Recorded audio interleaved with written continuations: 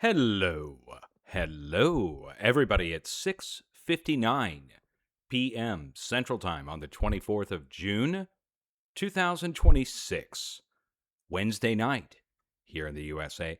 Hope you are doing well. We've had a significant amount of seismic activity take place today, enough to warrant me to make a video, record it, and put it over on YouTube when I'm done talking live here now on Twitch. Now, you should be able to see on the left-hand side of the screen the USGS feed, which is constantly updating, of course. You see the 3 red earthquakes marked there, 7.2, 7.5, and 6.9.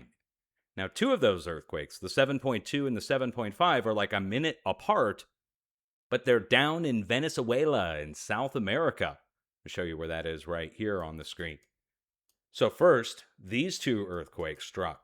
Then 25 minutes later, on the opposite side of the planet, on what we call the Antipode, well, near Antipode, 6.9 to 7.0 earthquake. Both earthquakes triggering tsunami watches and warnings, or at least alerts. Let's go get that on the screen so we can see where we stand now with the tsunamis, since that was such a big deal, again, when you get 2 back-to-back warnings. Again, you can see them here on the screen. Popping off. First, you get your earthquake in South America. Then you get your earthquake over in Asia, both producing the advisories.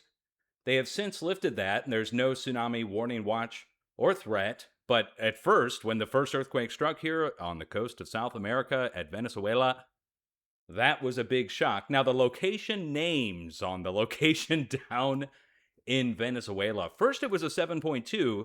And you'll see that they have the name as San Felipe, Venezuela.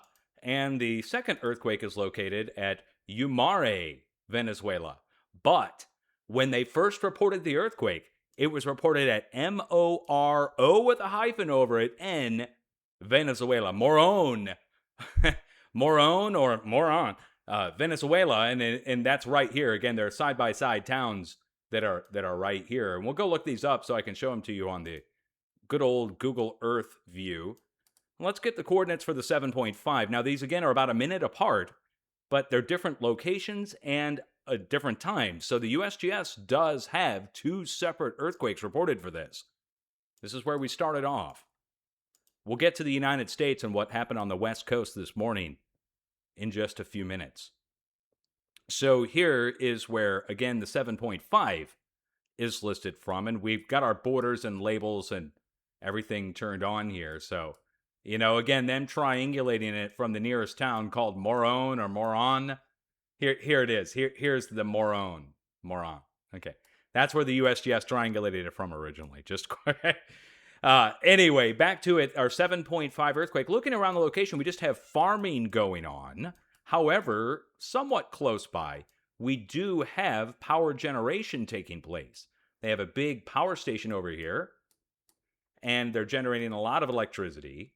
There's, again, you can see the power lines and the turbines and all that good stuff. So anytime we get close to where there's a large amount of power generation going on, I pay attention because of very low frequency. Electricity itself is very low frequency, 60 hertz, for instance. Look, we're 20 miles from the electrical generation.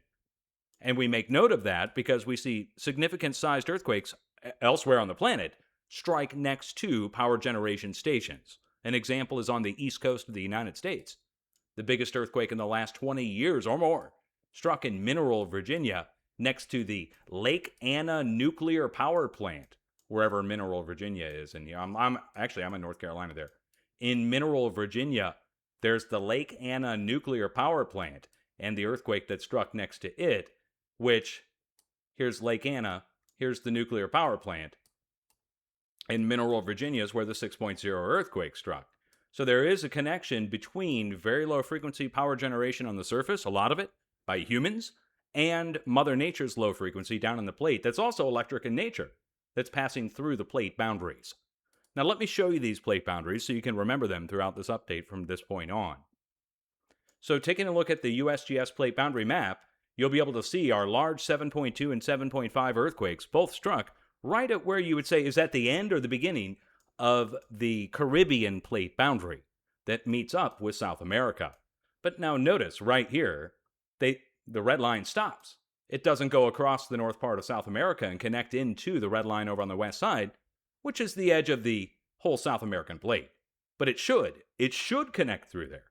First of all, the earthquake's along there. But there's something else along there, too, that I don't see how the professionals could have missed this. But there it is. See this mountain range that goes down and connects down into the Andes Mountains? Connects over to the west and meets up with our fracture zone that goes out to the Galapagos Islands. So this stretch here, even though the USGS has nothing on their page at all, it should have a connecting line that goes between these. And we got a big earthquake right on the edge of that. There's another place on the planet where we had almost a similar size earthquake, and we have the missing red line, which is over here. See where Turkey is? We had a huge 7-point-something earthquake right at the bend of this tip of the plate boundary between the Saudi Arabian plate and Africa and Europe. Notice there's no red line connecting between there.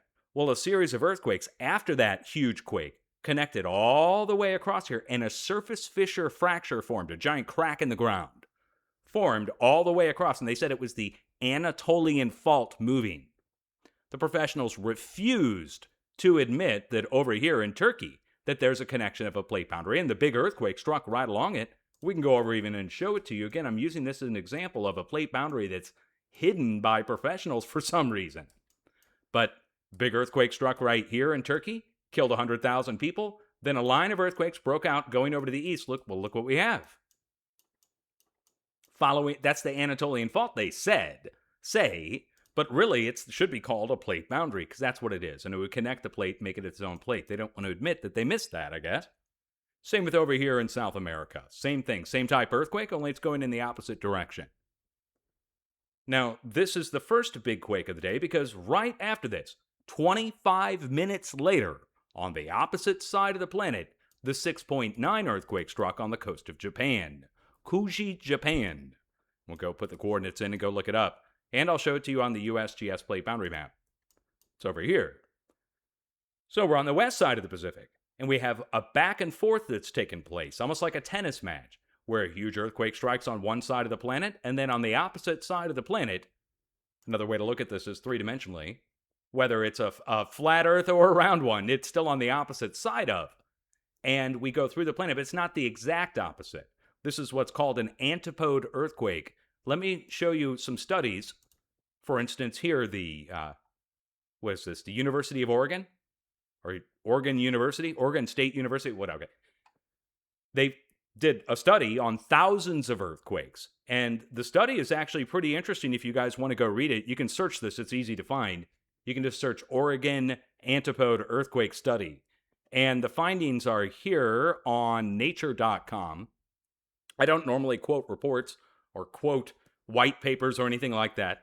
This one's really interesting, though. If you want to go read it, it's talking about antipode earthquakes. And they found that I don't know what the exact percentage is, but it's significant enough that they wrote a whole research paper on it and talked about the significance of it at the start of the research paper.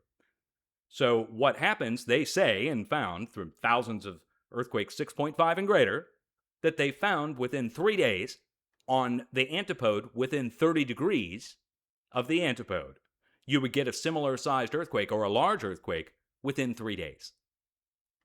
In thousands of different tests, again, they went back over the numbers and found this. So that's really interesting on its own, because antipode earthquakes back to back, they say within 3 days. I'm here to tell you right now, we've seen this happen multiple times in 3 days. I'll take you back to the Great Kyushu earthquake that happened a few years back. You guys might remember this. South Japan got hit with an upper 7 to low 8 earthquake. A surface fissure fracture crack in the ground formed across all of Kyushu, or almost all of it. Made the news. You guys might remember that. Then, the next day, same-sized earthquake struck all the way over here in Ecuador. Devastating Ecuador.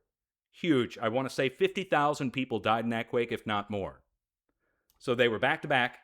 They happened within a day of each other. I made a video on it, and a top medal-winning professor, I won't name his name, came over and said it was just chance. That there's no relation between earthquakes across distances of any kind. This is before the Antipode study came out from the Oregon State. So this professor, medal winner, saying it doesn't happen. I then responded to his comment that he left below my video. I said, well, it should happen again. It's two huge earthquakes. It's going back and forth like a tennis match. The next day, a 7-point something earthquake struck here at Solomon Islands. And then the next day, day 3, a 6.8 to 7.0 earthquake struck off the coast of Mexico. So it was back-to-back 4 large earthquakes, 2 7.8 to 7.9s, then a 7, then an upper 6 to low 7. Back and forth it went. And what went? Back and forth this seismic wave that I'm talking about that spreads out across the planet, which is contained normally in these red lines. So the red lines are the plate boundaries. The plate boundaries contain this wave that I'm talking about that goes around the planet. But they've found that it goes through the planet or around it in a short period of time, back to back, and causes earthquakes on both sides. Now, I propose to you there is a wave bouncing back and forth that they have yet to measure that's a very low frequency to ultra low frequency wave, spaced out hundreds to thousands of miles between peaks, and it goes through the core and comes back out the other side, like a bass speaker. We know the core can reflect waves. That's certain. Plasma can reflect seismic waves, but it's like a lightning bolt reflecting a seismic wave. So we get into some weird sci-fi talk, but again, that's 2 large earthquakes, 25 minutes apart on both sides of the planet, antipodes of each other. But the whole thing, before all of that, a significant near 6.0 earthquake, 5.5 to 5.6, struck up here in Northern California. Let me show you where that struck on the plate boundary, because this is going to start to make a little bit more sense. It struck right up here. And let me make sure you can see this. So here's Northern California, and the earthquake struck right along the plate boundary. Now, I want to go around the outside edge of the plate this way, around the outside edge of the Caribbean, and then go up along the plate boundary here to California, and that distance, stretch that out into a straight line. It would put like about this far away, a few thousand miles away, really, if we go along the red line, up to the California quake. Well, if we go up and around the bend of the plate this way, we get over to our 7-point earthquake on the other side, in Japan that just hit. So on one side, and on the other. And another way to look at this is just on the planet. And again, whether you're a flat earther or a round earther or whatever, that you go from over here at Japan and over here at Venezuela. And the rough halfway point between those two would bring us in somewhere here on the western coast of Canada, Alaska, as far south as probably Washington State. That would be the halfway point between those two. If we were to stretch that all out to a straight line, we'd be able to get a perfect halfway point. But it's somewhere right in here. So at the rough halfway point, before these two struck, this happened. 5.5 earthquake, Redwood Valley, California. About 60 miles north of the famous Bohemian Grove, which just started their thing on the 21st on the summer solstice, just by chance. I'm just saying that. I'm not saying it's related. Just so you know where we're talking about. It's in Northern California, north of San Francisco. All right, so let's go zoom in on the location, see if there's anything there of significance. Now, I already looked up the location to see if there's anything like power plant-wise or if there's any kind of military installation there. There's not. The only thing nearby is this. A giant volcano called Clear Lake Volcano, or Canocti. And on the side of Clear Lake Volcanic Field, they have drilled into it a whole bunch of times to inject water. They actually inject sewage into the ground here. And then it steams off, and it brings the steam up to the turbines, and and then it produces power for the area. But again, the steam is coming from the heat from the volcano. The earthquake is also on the San Andreas. Famous San Andreas, everybody knows about it. And you can see the San Andreas laid out in the topography here. Maybe I need to turn off all of my place marks so they kind of get in the way. It's a northwest to southeast facing line. That is the San Andreas. Goes up to the Hayward Fault in the Bay Area, carries up through Napa, past right where the earthquake is, and then it makes a bend to the west and goes out here to the Gorda Escarpment that's made up of nothing but undersea volcanoes. Thousands of them. Tens of thousands of them make up the whole Gorda Escarpment. Look how many volcanoes are out there. So the Gorda Escarpment, though, if we go back over here and look at it on the USGS map, let's go look. Zoom in on California there. There is the Gorda Escarpment. It's that red line again that I've been talking about around the rest of the planet. And that's the edge of the Juan de Fuca fracture zone. So the Juan de Fuca fracture zone on the north side, it's a zigzag-shaped small plate there. So coming off of it is the San Andreas. San Andreas goes down to the east-southeast, Everybody's familiar with it. Creeping section of San Andreas is right through here, through central western California. Then it goes down to the south, and at that little break point right there, that's where it becomes the Imperial Fault. Just so terminology-wise, you know where we're talking about. But basically, San Andreas goes all the way down to the south, right down to the border. So an earthquake along it, and there's a volcano there. And that's the rough halfway point. Well, the actual halfway point is up here on the north side. The north side of the Juan de Fuca is the actual halfway point between Japan and Venezuela, if we go around the bends of the plate. That's like the perfect halfway point. Like if it was a two-arm scale, this would be earthquake on one side of the scale, this would be an earthquake on the other side of the scale, even though it's uneven lines and spread out. And that matters because there's a standing wave that's going between these 2 points. And a standing wave, if you know or understand standing waves, at the halfway point between 2 previous waves, a new wave forms. So first it was this one, then on both sides, this one, then this one. But what does that mean? It means the whole Pacific Plate is showing a series of unrest events that are going back now a few weeks, all the way back to over here. We have to go back 2 weeks, 3 weeks, 4 weeks even, maybe even a month, because we're talking about the 8.2 and the 7.0 earthquakes that struck over here at South Philippines, multiple 6s then striking down to the south. We talked about this at length. So now we're looking at the rest of the plate compensating and plates over across the Pacific. So let's go back, let's recap. Just again, this gets mind-numbing when you start talking about it. A couple weeks back, we had a big break over here.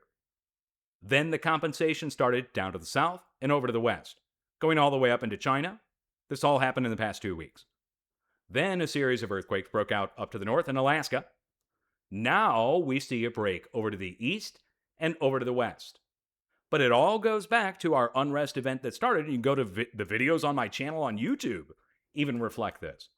So you go back 1 week from today, basically, 8 days. There's my last video. We're talking about the unrest taking place.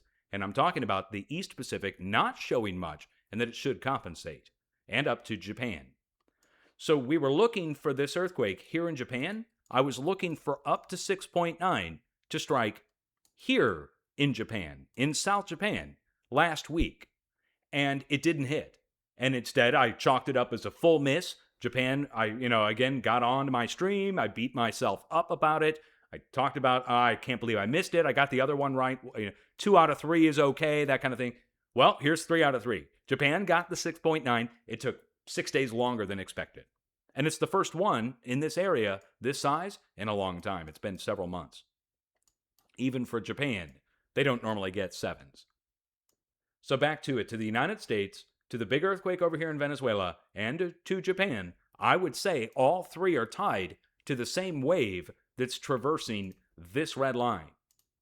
And that means there's energy trapped between Japan and Venezuela, and it's a giant wave. So we should see a new break in between these 2 again that's significant. And if I were to go to the exact halfway point between the 2, that would bring us in here to Alaska. At the tip of Alaska. So I'd watch Alaska, Yukon just in case. And this doesn't rule out other spots across the plate. I mean, again, when we start talking about back and forths that happen within 30 degrees of each other, well, 30 degrees puts us off a fair amount. That's according to the professionals, 30 degrees. I would say we would watch just the actual antipodes themselves, which then puts us at an exact point on the opposite side of the planet. So the difference is huge. Again, 30 degrees is a fair amount of distance to be off for an antipode. So the exact antipode, we would go through the planet to the other side, and that would bring us out more like in Indonesia or something, or Malaysia, down here, where the 8 hit. Hey, hold on. This earthquake just struck. Hold on, I got to be accurate on this. I got to find out. Hold on. Let's go over. I'm sorry, I'm doing this real time. This is such a geek move. Antipode map. Let's see. Will this work? Enter the country, city. Okay, Philippines. We're going to stick our head through one side of the planet, come out on the other. Where does it put us?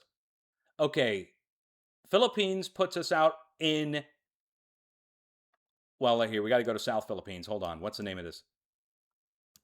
What was the name of the place down here? General Santos, Philippines. That's where the earthquake was. General Santos, Philippines.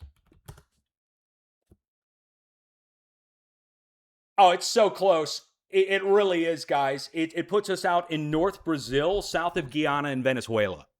This is the antipode. So, the antipode of the 8.2 earthquake just got a 7.5 and a 7.2. Then, 25 minutes later, a new earthquake on 30-degree antipode of the 7.5 struck. So now I would say we would watch the exact antipode of Japan. And what's the exact antipode of the coast of North Japan? Hold on. What's the name of the town up here? Kuji, Japan. Let's go back to the antipodes map. What's the exact antipode of Kuji, Japan? I'm geeking out so hard, but it's worth it. Kuri. Ha! Kuji, Japan. Puts us out in the ocean off the southeast coast of South America, which then, let's go off the southeast coast of the exact antipode would put us down here. And then I would then watch down here on the plate boundary. So let's watch from South Sandwich Islands down to the South Atlantic, and that's the exact antipode of Japan. Now let's watch down there for something like a 7 or something. I know nobody lives down there. It's the middle of the ocean. Even if a tsunami is generated, nobody would care. It would spread out, and no one would feel it or see it. It's just a technical thing we'll watch for. It might not happen at all. Now, we could get into the smaller earthquakes. I don't want to get this into as full-blown, long-winded. It already is. But look up all the smaller earthquakes update. We could do that at another time. Just be aware that the spots that are moving in the United States are about to increase exponentially. As a matter of fact, before we go, let me issue a forecast for California, for the west coast of the United States, also for the Midwest and the east coast of the U.S. So, we have to go back to when the big earthquake struck in Ridgecrest several years ago. There was an upper 7.0 earthquake that struck Ridgecrest, California. Let me show you where that is. Ridgecrest, California is right here. This is the town of Ridgecrest. I think I've got my borders and labels turned on. I don't know why they're not loading, but anyway, this is the town of Ridgecrest. Come on. Well, borders and labels are turned on, but they're not working for some reason. So this is the town of Ridgecrest. You're just going to have to take my word for it. Let's go ahead and turn off Google and turn it back on. That'll give us a second to, respond, I guess. My God, what just happened? Did Google crash? There we go. All right, back down to Southern California. Here's the town of Ridgecrest, and a 7-point-something earthquake struck this place. Now, that was on the 4th of July. So, 4th of July, huge earthquake hits there. But I had issued a warning for the largest earthquake in California for 20 years to strike the central to southern valley of California right here. And I had issued that warning 2 days before the big earthquake hit. Again, I warned California for an upper 7 to hit. And the reason I warned California in this location is because of what happened 2 days before. Maybe it was 3 days before. Anyway, couple days before, up here on the West Coast, there were 6.0 earthquakes that struck up off the coast of the Pacific Northwest. That then prompted me to issue the warning down south, and I told everybody back then, I said, whenever we see activity up here on the north side of the Juan de Fuca, normally down here on the south side, we tend to see corresponding earthquake activity within a short period of time. And if I see 6s up here, I would watch for at least 6s down here. And since we're talking about a bunch of activity, I would look for the next step up. I would look for something in the 7.0 range. I know. This is me at the time. I know. You guys get warnings all the time, but it's not for large earthquakes like this. They hardly ever hit California at all. Once in a blue moon, once in 20 years, till you get a 7.0 earthquake in California. Anyway, 2 days later, the 7.8, I think that's what it came in at. It was originally like an 8, but came in and hit here 2 days later.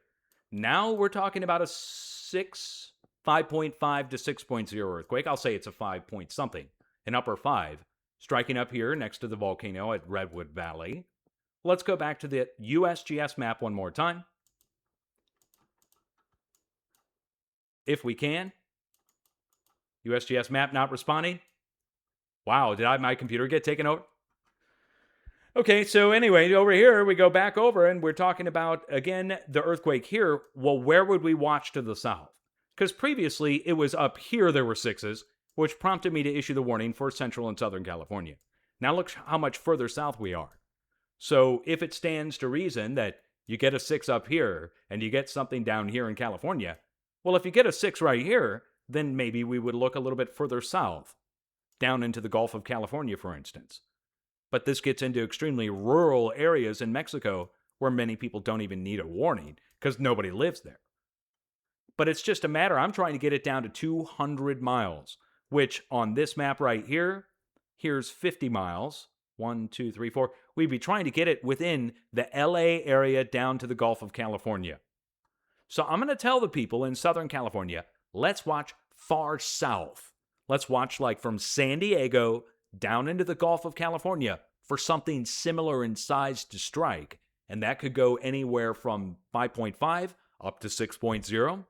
We're clearly flirting with 7.0s on both sides of the planet. And you're sandwiched in between there. I don't see how you would get off with anything under a 6. So let's just watch for something like that to strike at the halfway point. Now, the halfway point, again, would be Southern California because this earthquake is defining our halfway point between the two previous earthquakes. Even though, like I said, even though we would look up here. Now, the Antipode earthquake all the way down here, nobody's going to care if it strikes out in the South Atlantic Ocean. 7.0 earthquake out east of the South Sandwich Islands, for instance. I would call this a time of seismic unrest. We are definitely going through it. Look, to have 3 7.0 earthquakes in 2 different parts of the planet reported within 25 minutes of each other, it's a lot of movement. It suddenly showed up. But did it really suddenly show up? Because we go back, like I said, go back to the 8.2 in Philippines. It's kind of like the frog in the pot. We've been building up to this. And then this gets into, people ask me, are there certain times of year that the earthquakes strike more? You know, are there certain years that it happens more? Are there certain times of the year where it happens more? And I'll tell you, yes, on 3 times a year, we tend to be talking about large earthquakes in huge clusters. So it's not just like one earthquake like over in Philippines a month ago. We're talking about like back-to-back 7s that start happening, huge eruptions start happening, and it starts happening around 3 times of the year. But it's not timed to the seasons, really. Even though we do have seasons that somewhat correspond to it, professionals went and studied to find out, is there a correlation between earthquakes and the seasons 4 times a year? And they found out, no, there's no connection. Well, they set out with the goal to find out if it was the season. So they had a preconceived goal that they were looking for. And of course, they found out, no, because it's 3 times a year that don't match up with the seasons. But it does happen. So the first time I would say is in spring. So spring around March, spring equinox, March 11th. Think of the Japan Great Megaquake. Right? 3/11/2011. So that. Then you talk about the middle of the summer, right around 4th of July. So we got the big earthquake in California was one example. And what we're going through now. We're getting right towards the start of July, right at the summer equinox, June 21st going onwards into the start of July. And I've told you guys this for years, so nobody can say I'm just making this up now. So now here we are. We're getting ready to go into July. 4th of July is literally next week. And we have our big outbreak taking place. The third time of the year is right in the middle of winter. The winter equinox. Or winter solstice, I'm sorry. Winter solstice. And this is pretty strange because you've got the Boxing Day earthquake. You had your 8.8 earthquake that struck down in Chile on Christmas Day a few years ago. It's like 2017, 2018. Was it at 8.8 or at 8.6? Anyway, it was an 8. Struck on Christmas Day. Of course, we've got, again, like I said, the Boxing Day earthquake. There's so many examples. We also have the Great New Madrid earthquake that struck right after that, right at the start of the new year, but right around then. So right around that middle of the winter time, again, right around that winter solstice time. So that's 3 times a year. Winter solstice, spring equinox, and summer solstice. And there we go. Why? I think it has to do with the tilt of the Earth. or the tilt of the plane, whether you believe in a flat Earth or whether you believe in a round Earth. That where something's tilting or something's moving, whether it's the moon and the sun tilting or whether it's the Earth tilting, that there's a tilt that's happening and that affects the earthquakes. And so we see that happen 3 times a year pretty much. So here we are going through it now. And you won't find any studies on that. That's something I had to just figure out on my own through 16 years of reporting on earthquakes here for you.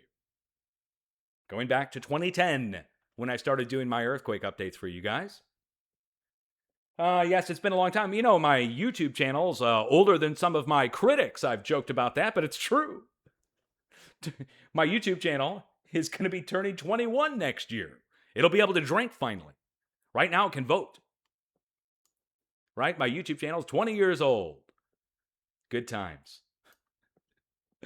All right, now let's wrap this up again one more time. Do you have a plan? Are you prepared? And this gets into being prepared, not scared. Earthquakes used to scare people because people thought they were random.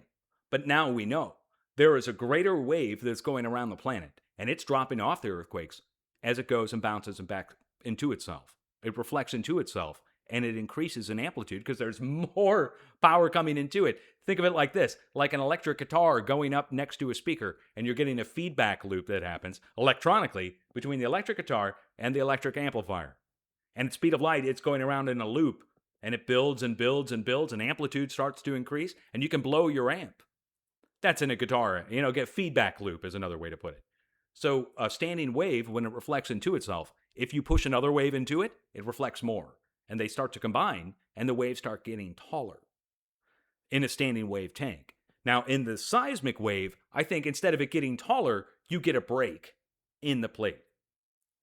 But this again gets into something that's just a supposition on my part. I can't prove there's an electrical wave in the plate that's going around point to point. All I can prove is that there's earthquake striking equidistantly spaced points across a huge distance and then back to themselves. That's the sign of a standing wave. And then we get into why are power plants getting hit? Why VLF, very low frequency?